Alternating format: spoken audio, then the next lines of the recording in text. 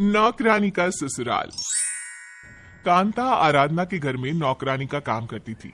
वो सुबह 2 घंटे के लिए आती, सुबह का काम करके दूसरी जगह चली जाती और शाम को फिर 2 घंटे के लिए आती और खाना बनाकर चली जाती। कांता अपने काम में इतनी माहिर थी कि वो आराधना के घर वालों का दिल जीत लेती है। अरे कांता बेटा, कितनी मेहनती है तू। काश कि तुझ जैसी मेहनती और फुर्तीली थोड़ी मेरी बहू आराधना और बेटी पवित्रा भी होती। माँ जी, मेरा तो मानना है जब तक भगवान ने हाथ पैर सलामत रखे हैं तो अच्छे से काम करो। शरीर में आलस भरकर कुछ नहीं होता, क्योंकि आलस करने पर शरीर बीमारियों का घर बन जाता है। कांता वही बातें करती जो काशी सुनना चाहती थी। इस तरह से कांता आराधना के घर वालों की प्रिय बन जाती है और आराधना के घर में उसकी और उसकी ननद की कोई इज्जत ही नहीं रहती, क्योंकि सब कांता को ही अपनी बेटी और बहू मानते थे। ऐसे ही एक दिन काशी अपनी बेटी और बहू के साथ शॉपिंग करने के लिए जाती है। ये चूड़िया कितनी अच्छी लग रही है, सोच रही हूँ कांता के लिए ले लूं। माँ जी, मुझे भी तो ये वाली चूड़िया बहुत अच्छी लग रही है, मुझे भी दिला दो ये चूड़िया। हाँ माँ, मुझे भी ना ये वाला पर्स चाहिए, मेरा पहले वाला पर्स खराब हो गया है। मेरे पास इतने पैसे नहीं जो तुम दोनों पर खर्च कर सकूं। बहू, तो अपने पति से मांगना। और पवित्रा, तू तो खुद काम करती है, अपने लिए अपना सामान खुद नहीं खरीद सकती क्या? माँ, आप घर की नौकरानी के लिए चूड़ियाँ खरीद सकती हो, उसके बारे में इतना सोच सकती हो, फिर अपने घर की बहू बेटियों के बारे में क्यों नहीं सोचती आप? अरे क्योंकि वो काम करती है, तुम दोनों की तरह काम चोरी नहीं। पवित्रा और आराधना काशी से खुद के लिए सामान खरीदने के लिए कहती हैं, पर काशी किसी की एक नहीं सुनती और सिर्फ कांता के लिए शॉपिंग करके घर आ जाती है। शाम को जब कांता खाना बनाने के लिए घर आती है तो काशी उसे अपने पास बिठाती है और उसे अपने हाथों से चूड़ी पहनाने लगती है। अरे कांता बेटा, हर समय काम करती है। देख, आज मैं मार्केट गई थी तो तेरे लिए ये चूड़ियाँ लेकर आ गई। बता कैसी लग रही है तुझे ये चूड़ियाँ? मालकिन, ये चूड़िया तो बहुत अच्छी है, आप जानती है ना, अब बहुत अच्छी है। मैं और भी जगह काम करती हूँ, पर मेरे बारे में कोई इतना नहीं सोचता, बल्कि मुझसे ज्यादा काम करवाते हैं और पैसे भी सही से नहीं देते। मैं तो आपके जैसा कोई अच्छा घर ढूंढ रही हूँ जहाँ मुझे पूरे दिन की नौकरी मिल जाए, मुझे काम के लिए इधर उधर भटकना ना पड़े।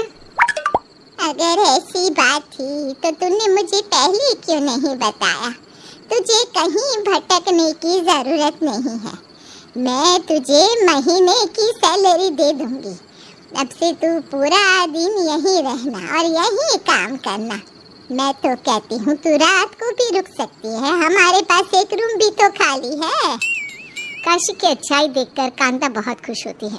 अब वो पूरा दिन काशी के घर में ही रहती और काम करती, जिस वजह से काशी भी कांता को अपने सर पर चढ़ा लेती है और उसे पूरे दिन आराम करने के लिए कहती रहती और अपनी बहू बेटी से काम करवाती। अरे कांता बेटा, कितना काम करती है, थोड़ा आराम भी कर लिया कर। आराधना बहू, बैठे बैठे शरीर मोटा हो जाएगा, थोड़ा काम कर ले। और कांता बेटा, तू मेरे साथ मेरे कमरे में आ, मेरे पैर दबा दे। माँ जी, मैं आपके पैर दबा सकती हूँ ना, आप कांता को काम करने के लिए पैसे देती हैं, आराम करने के लिए नहीं। मैं तुझे भी बहू बनाकर अपने घर में इसीलिए लेकर आई थी ताकि तू हमारी सेवा कर सके, पर तेरे रहते हुए मुझे तो नौकरानी रखनी पड़ी है ना। अब ज्यादा नाटक मत कर और बहानेबाजी कम कर। ज्यादा बर्तन नहीं है, जा अच्छे से साफ कर ले। इस तरह से काशी कांता को अपने साथ कमरे में ले जाती है और उसके साथ पूरे दिन गप्पे मारती रहती। वहीं बेचारी आराधना घर के काम करती और शाम को जैसे ही पवित्र आती, काशी उसे भी काम पर लगा देती। ये सब देखकर पवित्रा और आराधना को बहुत गुस्सा आता है। इस कांता को देखकर तो ऐसा लग रहा है जैसे ये इसका ससुराल है और मैं इस घर की नौकरानी हूँ। सही कहा भाभी आपने, हमारे घर वाले हमारे साथ ऐसा कैसे कर सकते हैं? हमें कोई प्यार नहीं करता, सारा प्यार तो ये कांता ही लूटती जा रही है। आपको पता है, आज सुबह जब मैं ऑफिस जा रही थी ना, तो मैंने पिताजी से किराए के लिए थोड़े पैसे क्या मांग लिए, मुझे प्रवचन ही सुनाने लगे। और इस कांता को जो हमारे घर में रहकर मुफ्त का खाती है, उससे बिना सवाल जवाब किए पैसे थमा दिए। बताओ भाभी, इस घर की बेटी मैं हूँ या ये कांता? पवित्रा, पानी ना सर से ऊपर जा रहा है, हमें इस कांता का कुछ करना पड़ेगा। भाभी, हमें इसकी इज्जत इस घर में घटानी होगी और अपनी इज्जत बढ़ानी होगी, और ऐसा करने के लिए हमें किसी झूठे इल्जाम में इसे फंसाना होगा। अरे पर हम ऐसा क्या करें? भाभी, मेरे पास एक आइडिया है। अगर तुम्हारे पास आइडिया है तो देरी किस बात की, जल्दी से बताओ क्या करना है। मैं तो परेशान हो चुकी हूँ इस कांता से, अब मुझे ना इससे छुटकारा चाहिए। भाभी, माँ का एक हार है जो उन्हें पापा ने दिया था। माँ उस हार को अपनी जान से भी ज्यादा प्यार करती है। अगर वो हार चोरी हो जाए तो सोचो क्या होगा, और वो हार अगर कांता के कमरे से निकले तो समझो कांता की हमेशा के लिए छुट्टी। अरे पवित्रा, तुम्हारे मुंह में घी शक्कर, भगवान करे ऐसा ही हो। अब चलो जल्दी से अपने काम पर लगते हैं। बाकी शाम को माँ हमेशा उस कांता के साथ मंदिर जाती है, वही अच्छा समय रहेगा कांता को फंसाने का। आराधना और पवित्रा कांता को घर से निकालने का प्लान बना लेते हैं और काशी के कमरे से उस बेशकीमती हार को लेकर कांता के कमरे में रख देते हैं। इसी तरह से पूरा दिन बीत जाता है और अगले दिन जब काशी अलमीरा खोलती है और वो देखती है कि उसका हार अपनी जगह पर नहीं है तो उसके होश उड़ जाती है। मेरा हार कहाँ चला गया? पवित्रा, आराधना, कांता, कहाँ हो सब? अरे जल्दी से आओ, आज घर में चोरी हो गई। मेरा कीमती हार चोरी हो गया। कहाँ गया मेरा हार? क्या हुआ मालकिन, आप इस तरह से क्यों चिल्ला रही है?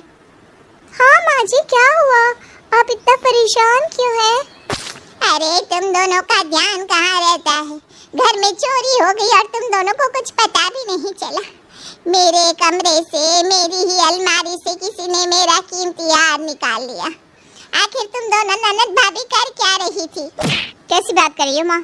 अगर घर में चोरी होती तो घर से और भी तो सामान गायब होता ना, सिर्फ आपका हार ही थोड़ी ना गायब होता। और वैसे भी आपके कमरे में कांता के अलावा और कौन आता है? आपने तो हम दोनों को आपके आसपास भी भटकने से मना किया है। माँ जी, आप फिक्र मत कीजिए, हार यहीं कहीं होगा, मैं ढूंढ देती हूँ। अब आराधना काशी की पूरी अलमीरा छान मारती है पर हार नहीं मिलता, जिसके बाद पवित्रा अपनी माँ से कहती है, आखिर हार गया कहाँ? माँ, मेरी मानो तो आप घर की ना तलाशी ले लो। क्या पता आपने हार को इधर उधर रख दिया हो या फिर किसी ने चोरी कर लिया हो और वो चोर हमारे ही घर का हो। पवित्रा के कहने पर अब काशी सभी के कमरे की तलाशी लेती है और वो हार आराधना के कमरे से निकलता है, जिस वजह से सारा झूठा इल्जाम आराधना के सर पर आ जाता है। बहू, तू इतना गिर सकती थी, मैंने कभी सोचा नहीं था। तू अपनी ही सास का हार चोरी कर रही है। अरे बेवकूफ, मेरे जाने के बाद ये सब कुछ तेरा ही तो होता, फिर तूने ये हरकत क्यों की? माँ जी, मैं आपकी कसम खाकर कहती हूँ, मैंने आपका हार चोरी नहीं किया। मैंने तो कभी देखा भी नहीं था इस हार को। मैं नहीं जानती ये मेरे कमरे में कहाँ से आ गया। पवित्रा, तुम्हें बताओ ना। हाँ माँ, मुझे भाभी पर पूरा भरोसा है, वो कभी ऐसा नहीं कर सकती। भरोसा तो मुश्किल से बनता है छोटी मालकिन, और हार तो मेम साहब के कमरे से निकला है ना। अब इस सच को झुठलाया भी तो नहीं जा सकता, और वैसे भी किसके मन में क्या चल रहा हो कोई नहीं जानता। इतना बोलकर कांता मुस्कुराने लगती है। उसकी मुस्कुराहट देखकर आराधना और पवित्रा समझ जाती हैं कि ये चाल कांता की ही है। दरअसल कांता ने उन दोनों की सारी बातें सुन ली थी और जब पवित्रा ने अपनी माँ का हार कांता के कमरे में रखा तो रात में कांता ने बड़ी ही चालाकी से वो हार आराधना के कमरे में रख दिया। इस तरह से पवित्रा और आराधना की चाल उन्हीं पर उल्टी पड़ जाती है।